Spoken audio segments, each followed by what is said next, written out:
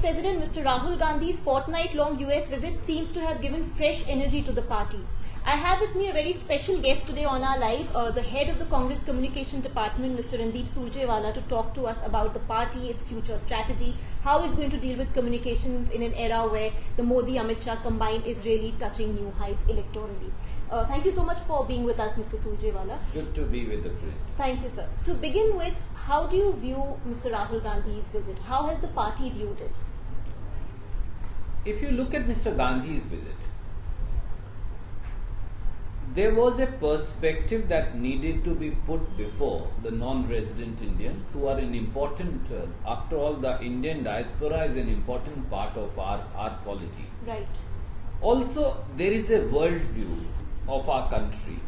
There are pluses of our country and there are challenges before our country that needs to be placed before the world community per se. Right. There were intellectual groups, universities, young people, policy makers, congressmen and senators who all wanted to hear Mr. Gandhi's view. What is the alternative view to Mr. Modi? What is the alternative view of the principal opposition party in the country? Right. And to that extent, Mr. Gandhi's visit has been a great success. He's travelled from one coast to another coast in the United States, right, interacted with a host of tech companies, entrepreneurs, the youth in the universities, the policy makers in the United States, the influence makers, and I think all of that has worked well. Sure. But sir, since given this was on foreign soil, what kind of impact do you think it would have domestically? Well, we, as I said right in the beginning, Indian diaspora is an important part of our polity. Right. And we recognize that. Right. Also, the future of our country also lies in putting across our strengths as also the challenges as the world's largest democracy. So an interaction with perhaps a superpower like United States, which is also economically the world's best democracy, and us, which are the world's biggest democracy, is natural. Right. So an exchange of ideas, an interaction of thoughts, an interaction of challenges is natural, and I think as the alternative world view of the opposition needed to go forward. Right. Mr. Surjewala, the issue we've seen with the Congress and Mr. Gandhi also in the last few years is the inability to maintain the momentum. In this US visit, he has got the momentum. Do you see him sustaining this momentum now?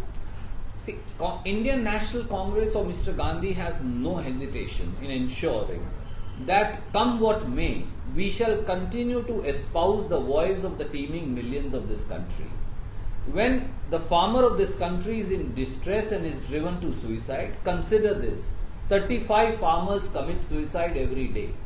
The number is slated to go up to 47 farmers a day. Right. While the BJP government in UP gives 1 paisa of loan waiver and the cost of printing of that paper is 15 rupees. The minimum support price is not given to the farmer, right from the rubber farmer of Kerala to the paddy or wheat growing farmer of North India or the cotton farmer of Central India to Gujarat. So all these issues, then there are issues, principal issues of unemployment. Right. There is runaway unemployment in this country. Mr. Modi has utterly failed to create any jobs. He promised 2 crore jobs a year. Right. You create 200 jobs consequently a day. Right. You create less than 40,000 jobs a year. Where will the youth of this country go? The latest survey of UILO Right. shows that the unemployed youth will be 1,80 lakhs, which is a conservative figure. Right. What are you going to do with the youthful energy? The demographic dividend may not turn adverse to us. Right. Then there are issues of stifling of institutions, right, as also curbing of democratic dissent, right, both of which is happening in a rampant fashion by an autocratic ruler. So what is Mr. Gandhi pointing out to the world as also to the country? This momentum will only be strengthened in days to come. So it's interesting that you mentioned jobs as well, because Mr. Gandhi, that was a running theme across his visit. He mentioned it in all his public addresses. Is that the narrative the Congress was going to go to the people with ahead of 2019 against the Modi government? For Congress party and Mr. Gandhi, this is an article of faith. Right. Reason is, We all speak about mean age of this country being 27 years. We all speak about as to how the youthful energy would be channelized into productive means. But we never speak about how are we going to create and channelize the energy of the young into means that are honorable, respectful, and create a decent livelihood for the young. Right. The last in 10 years, we created about 40 lakh odd jobs. That's something that's admitted. Mr. Gandhi has rightfully said 40 lakh jobs are not enough. We need to create maybe 4 crore jobs. Right. Mr. Modi came to power for he promised 10 crore jobs in 5 years, 2 crore jobs a year. But he has also utterly failed. So the challenge really is, how do I convert the demographic dividend into a reality which is not only provides energy for propelling this country forward, but also provides an honorable livelihood to the young. Right. Mr. Surjewala, does this visit in a way set the stage for Mr. Rahul Gandhi's elevation as president? Is it now imminent? Well, crores of congressmen, as also its leaders, have repeatedly said that Mr. Gandhi should now take over as president. Right. The electoral process in the party is now ongoing. In October it will be concluded. Hopefully everybody will have the good news by then. So you are saying in October Mr. Rahul Gandhi will probably be crowned president of the party? Well, let me say there is a process in the party of elections. Mr. Gandhi has more faith in the election process than anybody else. Right. Let's wait for the process to conclude, and all of us, every Congress worker believes that Mr. Gandhi now should take over the mantle. We should continue to benefit from the experience of Mrs. Gandhi. But Mr. Gandhi should now come forward, should create a new team of experience as also young, right, and propel the country forward founded upon the ideas that he has eloquently put across in last few months. Right. Mr. Surjewala, you head the party's communication department. What is the strategy going forward? Because we've seen how the BJP under Mr. Amit Shah and Mr. Modi is really electorally winning election after election. They have a very, very strong communication team. How are you planning to counter that? Actually, our total strategy can be defined in one word. The word is truth. Right. There is a communication strategy that BJP follows that's based on utter falsehood. And there is another strategy which is founded upon truth. Right. As Mahatma Gandhi said, even if you are a minority of one, you must follow the belief and the truth. Right. We shall continue to project before the people what is wrong. We shall acknowledge what is right that this government has done. Right. For example, Mr. Gandhi said he liked Make in India. Who would not want India to manufacture in India? Right. Why should we disagree with Mr. Modi? But Mr. Modi has perversely created Make in India as a Make in India for a dozen corporate honkos who are in his personal pocket and are his friends. Right. But as Mr. Gandhi said, we believe Make in India would really happen. That is, small and medium businesses start contributing to India's growth story, manufacturing story, and consequent creation of jobs. So all these are interlinked. Right. Who would not want India to be clean? Right. Right. But Swachh Bharat should not become a photo op for Mr. Modi and his ministers. Hold the broom, get yourself clicked, run away, and let heaps of kuda remain on one side. That's not what Swachh Bharat is. Right. Well, sir, let me quickly move on to viewer questions now. Our other viewers are also requested to send in their questions. Mr. Surjewala is here for us to answer them. This one is from Satish at Satish2902 is the Twitter handle. Will Mr. Rahul Gandhi do a roundtable discussion with journalists of India on his vision for India's future and other issues? If yes, then when? I think this question stems from the fact that we've not seen Mr. Gandhi interact as much here as he did in 2 weeks in the US. Well, Satish, I am very happy that you point that out. And let me say, unlike Mr. Modi, who has not once addressed a press conference in last 3.5 years of his prime ministership, Mr. Gandhi has interacted with regional media and media multiple occasions. Let me remind that whenever he travels to a state, he calls all the editors, bureau chiefs and correspondents and has a freewheeling discussion. And many colleagues in Delhi would tell you that only last 6 months we have had 14 such freewheeling exchange of ideas with journalists at his residence. It should become even more, I agree. To say he has not done so is perhaps incorrect, respectfully. And I assure you that whenever Mr. Gandhi now travels, he will continue this discussion. Even in the Kisan Yatra that he undertook in UP, he gave about 24 interviews, 101 to various journals, as also interacted every evening with people who used to travel with him. So he will continue to do so. Right. This question is from Harkaval Singh. At Harkaval Singh 16 is the Twitter handle. Well, this gentleman says that nobody can really take on the BJP. Half of the Modi cabinet was on the roads, and Mr. Gandhi just gave one interview in the USA. I think they mean that the kind of communication that the BJP has is just quite something else. Would you like to counter that? Well, Hartosh, let me say, rhetoric is one thing, delivery is absolutely another. Rhetoric worked for Mr. Modi in the run-up to 2014 when he promised the moon to everybody who mattered. Anybody who came to him with whatever was promised the moon. Now, for last 3.5 years, Mr. Modi and his cabinet continues to be in election mode. Time for some governance and delivery. Because your work should speak for you rather than your words. That's what we believe in. And Dr. Manmohan Singh is a shining example of that. People used to bitterly criticize Dr. Manmohan Singh, but 3.5 years down the line, people and economists alike, the poor man, the shopkeeper, and the top-notch honko sitting in a consulting group has now realized that Dr. Manmohan Singh was a man of few words but a lot of action. I think that is what India needs. Well, there is a question from @DKLal20. Do you agree that Congress is an NRI movement and dynasty rule is the way of life in India?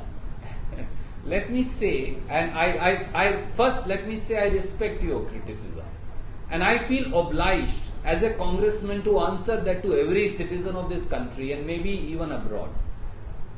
When Mr. Gandhi said dynasty is something that you cannot do away with, he also said that but people judge a person based on their talent, their capacity to deliver and their commitment to people finally. And let me say that in last 65 years, Congress party did not rule based on dynasty.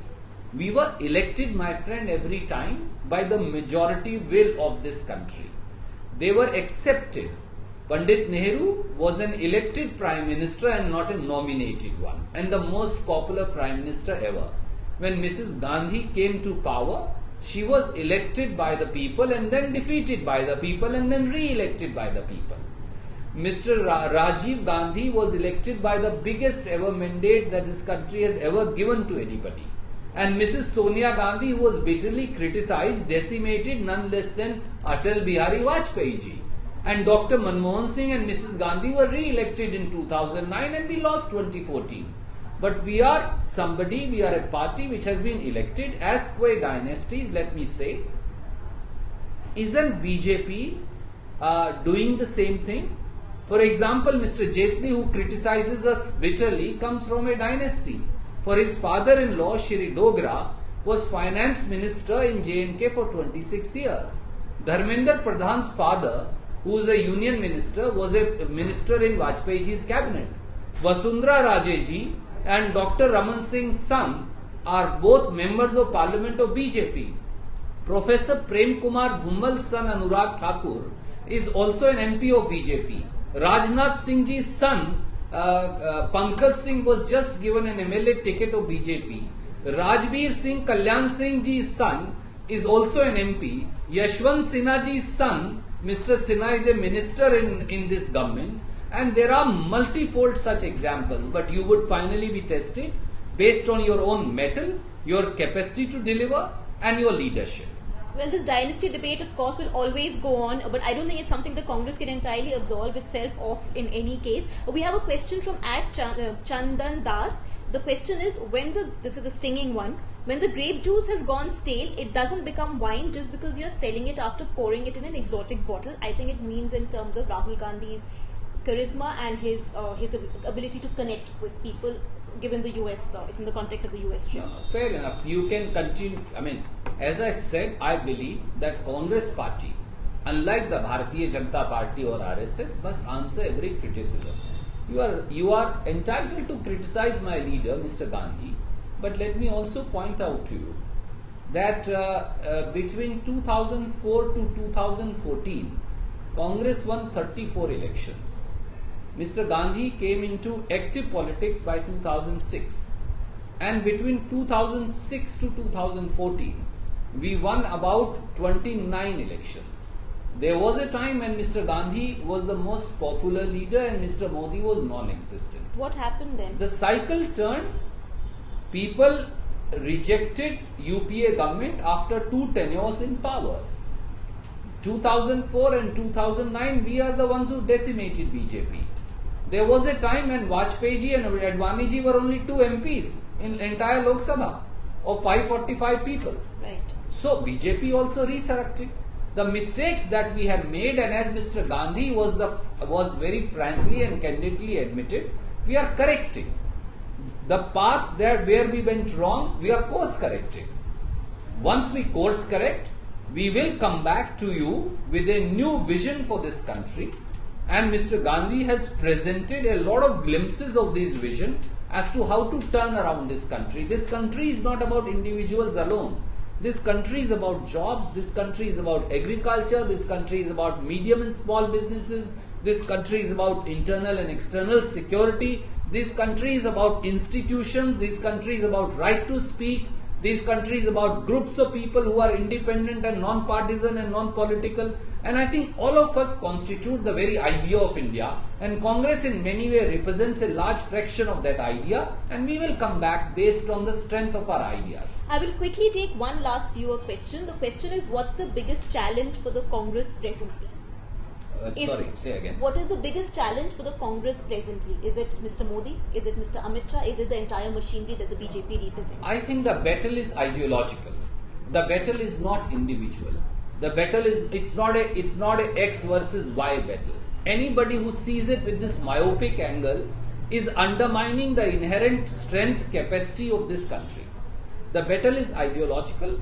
There is a voice out there which is an extreme right voice, which wants that people should think, eat, dress, meet, travel in a particular fashion, and all of that should be controlled. There is a voice out there which believes that institutions should be subjugated to individuals' whims and fancies. There is a voice out there which believes that only one man has a solution to the problems of 130 crore people. There is a voice out there which believes that his word is the gospel truth. And there is another ideology and voice out there which believes that the cumulative wisdom of this country, the principles of cohabitation that the Indianness represents, the idea of dissent, the idea of difference of opinion, the idea of two people disagreeing, arguing and debating and then agreeing on something which is a middle ground, is the essence of idea of India. So the balance is between these two ideologies, and I think Congress stands here and Mr. Modi and BJP stands here. It is now people to decide which voice they seek to choose. Very quickly, sir, to wrap this up, my last question, is the Congress really the alternative, given that even keeping opposition parties together has not been easy for it in the last few years? We've seen what happened with Mr. Nitish Kumar, we've seen what happened with NCP in Gujarat. Can the Congress become that fulcrum which brings all the opposition parties together ahead of 2019? You ask an important question, and let me say this. Congress is not only the alternative, Congress perhaps is the only choice. And as I said, in this battle of ideologies, you have to choose what is the idea of India. There was another idea represented by Mr. Jinha. That idea was creation of a theocratic state. And that's why we have Pakistan. Do you want to be like Pakistan? Or do you want to be what Mahatma Gandhi, Pandit Nehru, Vallabhbhai Patel, Dr. Rajendra Prasad and others conceived, and in a country where a minority of one can claim that he or she has equivalent rights with the vast majority? That's what the idea of India is. And I think that's what we represent. We need to find lasting solutions to core problems, some of which we identified. And as far as keeping parties together, I think they have to come together based on ideology, not on the principles of sharing power alone. Mr. Nitish Kumar, the day he saw that his chair could be in danger, overnight switched sides and changed his colors. But what is he? He's facing more troubles, I think, than he ever anticipated. And we don't know how long is he going to stay there also. So you can sell your ideology, barter it for a chair, or you can stick to your principles. You can be blackmailed into submission through cases registered by ED and CBI, or you can stand and stick to your principles. I think that's the real battle. Well, that was Mr. Surjewala telling us this is a battle of ideologies and not individuals. Clearly, unemployment and joblessness is going to be a theme that the Congress is going to run with in a big way ahead of 2019. Of course, Mr. Surjewala refused to comment on whether Mr. Gandhi would become president in October, but he did give us enough hints for us to understand what is likely to happen. Thank you so much for watching, and thank you, sir, for being with us. Thank you.